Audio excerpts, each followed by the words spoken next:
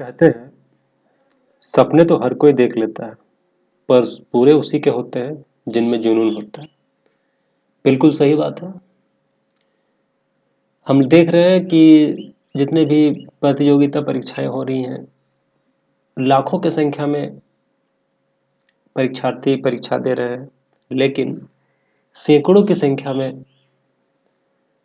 सफल हो पा रहे हैं। इसके पीछे जो बहुत बड़ा कहीं ना कहीं कारण है, वह है कि आप में जुनून की कमी है। आप में सपने अपने सपने तो देख लिया, बट आपके सपनों में जुनून नहीं है, और जुनून जब तक नहीं होगा ना, आप पढ़ नहीं पाओगे। तो आइए हम लोग आज बात करते हैं चट्टानों के बारे में। चट्टाने हमारे पृथ्वी के अंदर में किस तरह से है, उसका क्या रूप है, क्या काम है, कैसे बने हैं, उन सभी तमाम मुद्दों पे हम आज बात करने वाले हैं। जो रॉक्स होते हैं, इसको हम लोग तीन भागों में बांटते हैं, जैसे कि आप देख पा रहे हैं। आग्नेय चट्टान, अवसादी चट्टान और रूपांतरित चट्टान। आइए हम लोग विस्तृत पूर्वक इसकी चर्चा करते हैं। उम्मीद करता हूं कि इस वीडियो के माध्यम से आपको काफ़ी हद तक चट्टानों के बारे में जानकारी प्राप्त होगी। आप अभी तक चट्टानों के बारे में जितने भी पढ़े होंगे, उन सभी चीज़ों को आप यहाँ पर विस्तार पूर्वक देखोगे। अंत तक बने रहें, और अगर वीडियो पसंद आए तो इसको चैनल को सब्सक्राइब करें, लाइक करें, शेयर करें। तो आइए हम लोग पहले जान लेते हैं चट्टान किसे कहते हैं। पृथ्वी की सतह की जो ठोस भाग पृथ्वी की सतह की जो ठोस भाग जो मुख्यतः 8 तत्वों से बनी हुई है, जिसमें प्रमुख रूप से ऑक्सीजन, सिलिका, एल्युमिनियम और लोहा है, जिसमें सबसे ज़्यादा मात्रा में ऑक्सीजन है। आप इसमें कंफ्यूज नहीं होइएगा, क्योंकि जो हमारा जो वायुमंडल है, वायुमंडल में सबसे ज़्यादा नाइट्रोजन है, लेकिन अगर हम धरातल के नीचे का बात करें तो इसमें ऑक्सीजन की मात्रा ज़्यादा है। यहीं पर बहुत सारे कन्फ्यूज़न हो जाते हैं। और जो प्राकृतिक निक्षेपों से प्राप्त हुई है और इसमें खनिजों की मात्रा होती है, हम उसे ही चट्टान कहते हैं। Okay, clear. एक बार फिर से हम दोहरा देते हैं। पृथ्वी की सतह की ठोस भाग जो मुख्यतः 8 तत्वों से बनी हुई है, जिसमें प्रमुख रूप से ऑक्सीजन, सिलिका, एल्युमिनियम और लोहा है, जो प्राकृतिक निक्षेप से प्राप्त हुई है और जिनमें खनिजों की मात्रा होती है। क्लियर।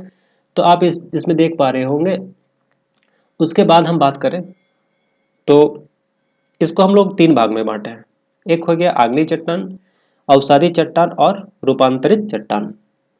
सबसे पहले हम लोग बात करते हैं आग्नेय चट्टान का। आग्नेय चट्टान क्या होता है? ज्वालामुखी जो उद्गार होता है, तो ज्वालामुखी का उद्गार के समय जो भूगर्भ से लावा, मैग्मा जो निकलता है, जब वो बाद में ठंडा हो जाता है, और जब ठंडा हो जाता है तो फिर वो लावा पठार का निर्माण करता है या फिर ज्वालामुखी पठार का निर्माण करता है। तो वो जो पठारी एरिया होता है, जो काफी कठोर हो जाता है, वही कठोर बाद में सैल का रूप ले लेता है, वही सैल आग्नेय चट्टान कहलाता है। क्लियर। इसमें विशेषता यह है कि ये रवेदार होता है, कठोर होता है, परतहीन होता है, यानी कि इसमें परत नहीं होता, और इसमें जीवाश्म की कमी होती है।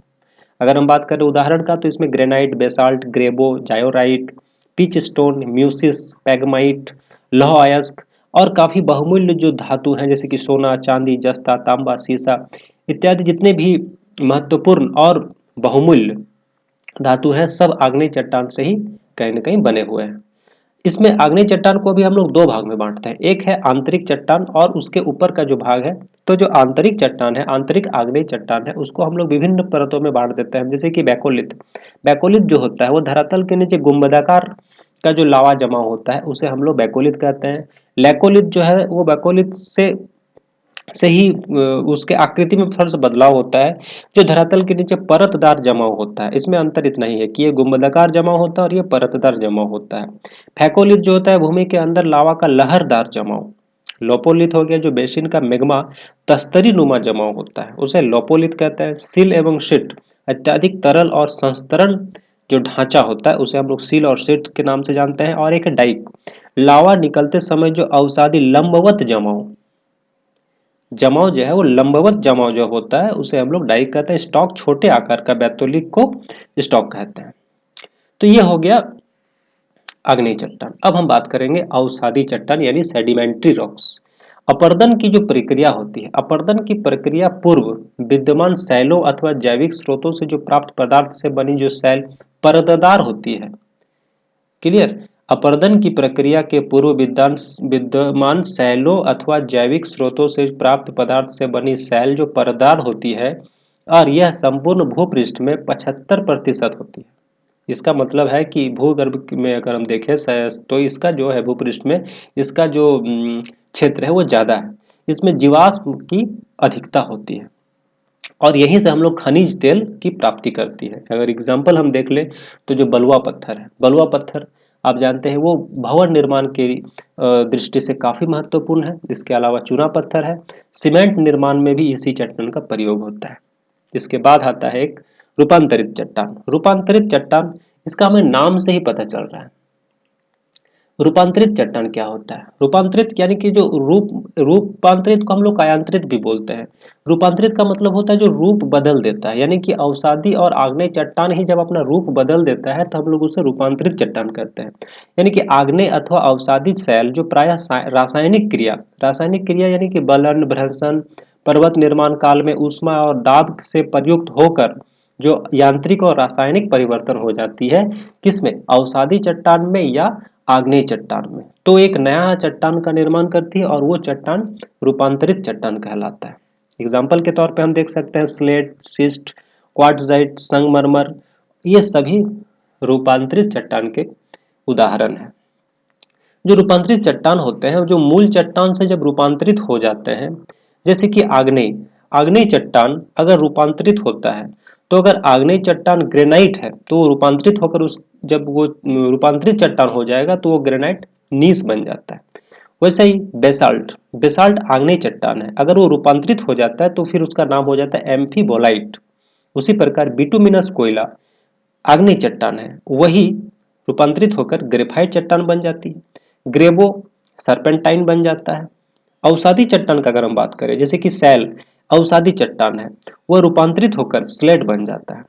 डोलामाइट और चूना पत्थर दोनों अवसादी चट्टान है, यह दोनों जब रूपांतरित चट्टान बन जाती है तो ये संगमरमर बन जाती है। उसी प्रकार लिग्नाइट कोयला जब रूपांतरित बन जाती है तो ये एंथ्रासाइट यानी कि सर्वोत्तम कोयला का श्रेणी में एंथ्रासाइट आता है। उसी तरह से बलुआ पत्थर जब रूपांतरित चट्टान हो जाती है तो ये क्वार्ट्जाइट बन जाता है।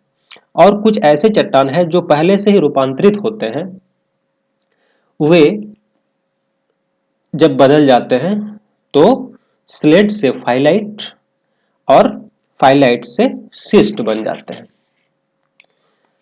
तो इस तरह से हम लोग जाने कि किस तरह से कितने प्रकार की चट्टान है। तो चट्टान हम आग्नेय, अवसादी और रूपांतरित चट्टान है। आग्नेय चट्टान का निर्माण हम देख लिए, अवसादी का भी निर्माण कर लिए। इसके बाद हम लोग देखेंगे शैल चक्र। शैल चक्र जो है, मतलब शैल जो है वो कहीं ना कहीं चट्टान जो है वो चक्रीय रूप में घूमते हैं, यानी कि आग्नेय चट्टान से अवसादी चट्टान बनना, पुनः अवसादी से रूपांतरित बनना और पुनः रूपांतरित चट्टान फिर से पृथ्वी के अंदर चले जाना और फिर से पृथ्वी के अंदर जो रासायनिक क्रिया से लावा या मैग्मा बन जाना और फिर से ज्वालामुखी बनकर उद्गार के रूप में बाहर आना और वह चट्टान फिर से आग्नेय बन जाना और फिर वो आग्नेय चट्टान अवसादी बनना, फिर रूपांतरित बनना। तो ये जो क्रम चलता रहता है, इसी क्रम को हम लोग शैल चक्र कहते हैं। क्लियर? अब हम चट्टानों का निर्माण के बारे में थोड़ा सा बात करते हैं। जो चट्टान का जो निर्माण हुआ है, यानी कि किस तरह से ये पृथ्वी के आंतरिक संरचना में अगर हम थोड़ा सा जाते हैं तो इसमें हम देखेंगे पृथ्वी की जो आंतरिक शक्तियों के कारण और काफी आदि यानी कि पुराना चट्टान जो रूपांतरण या विखंडन से जो पुनः जम जाने के कारण चट्टानों का निर्माण हुआ है। विद्वानों के अनुसार हम इसे 4 भाग में बांटते हैं। 4 भाग में इस तरह से हम इसको देख सकते हैं। आर्कियन समूह की चट्टान। आर्कियन समूह की चट्टान कैसे बने?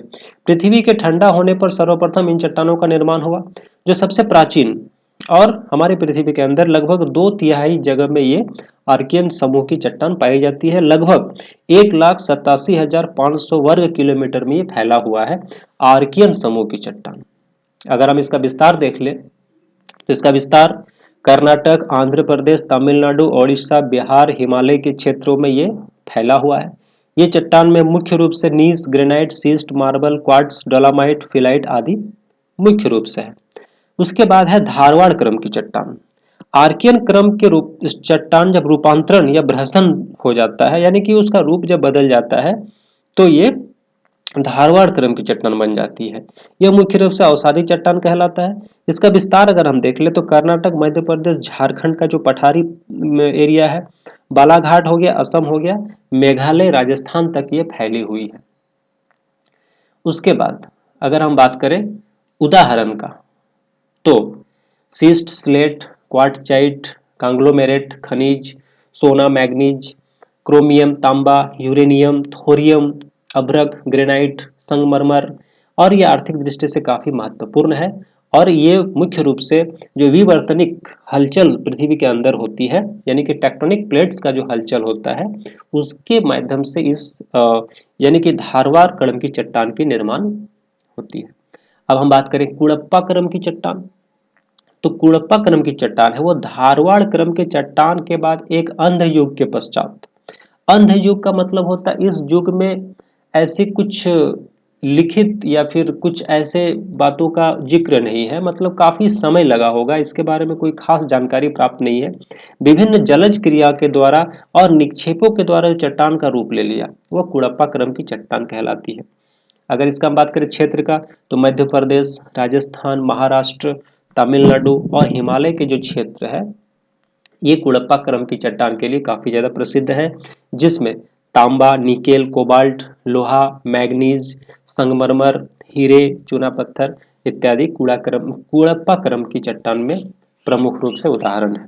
अगर हम बात करें विंध्यन क्रम की चट्टान, तो कुड़प्पों के बाद जिसका नाम विंध्याचल से हुआ है, जल निक्षेप के बाद जो परतदार चट्टान जो समुद्री और नदी घाटियों में एकत्रित हुए हैं वे विंध्यन क्रम की चट्टान में किस श्रेणी में आते हैं।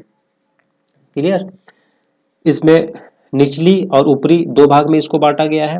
इसके जो प्रमुख क्षेत्र है वो राजस्थान, चित्तौड़गढ़, पलनी, मालवा, बुंदेलखंड, इलाहाबाद, डेहरी, लगभग 1 लाख किलोमीटर तक इस क्षेत्र में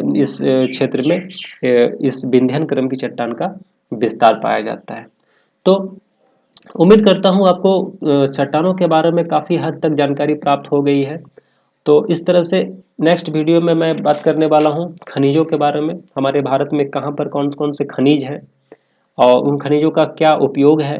खनिजों की दृष्टि से हमारा भारत और भारत के साथ साथ अगर बात करें प्रमुख रूप से झारखंड यानी कि छोटा नागपुर का जो पठार है काफ़ी महत्वपूर्ण है। तो अगर आपको खनिज के बारे में और अच्छे तरीके से जानना है तो आप मेरे इस प्लेलिस्ट में जाके देख सकते हैं। आइए खनिज के बारे में जानते हैं नेक्स्ट वीडियो में। अगर आप इस चैनल पर नए हैं इसको सब्सक्राइब करें और सभी वीडियो के माध्यम से अपनी तैयारी में और ज़्यादा कहीं ना कहीं तैयारी को और अच्छे से कर पाएँ। उम्मीद करता हूँ आपको ये वीडियो पसंद आया है। Thanks for watching.